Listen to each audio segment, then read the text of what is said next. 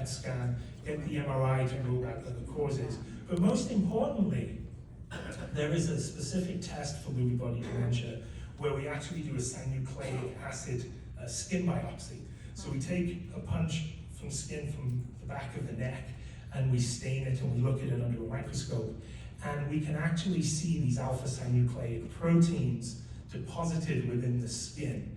And if we see an elevation of these and a negative DAT scan, which the DAT scan is the diagnostic test for Parkinson's disease, we can now know that we're leaning much more to a Lewy body dementia diagnosis as opposed to the Parkinsonian features.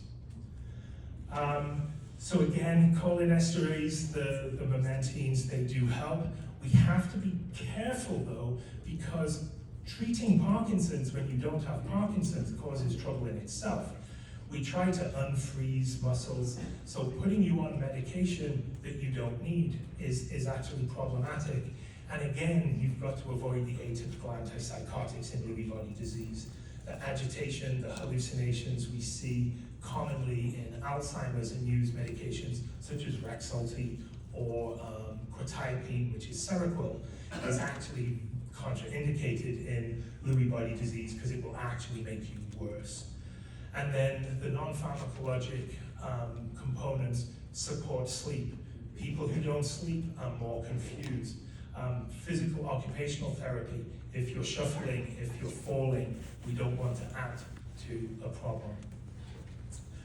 So in summary, Alzheimer's disease, hippocampal predominant, neurodegeneration, we can see it on an MRI scan, we have treatments for this. Vascular dementia, cerebral vascular injury, strokes, prevent the strokes, prevent dementia. Frontotemporal dementia is atrophy within the behavioral and language areas. So instead of looking for memory problems, look for behaviors, look for problems with speech. And then alpha-synucleic pathology within the Lewy body dementia, cognitive fluctuations, and very early onset hallucinations. That is sort of the key factor. Dementia is not a normal part of aging.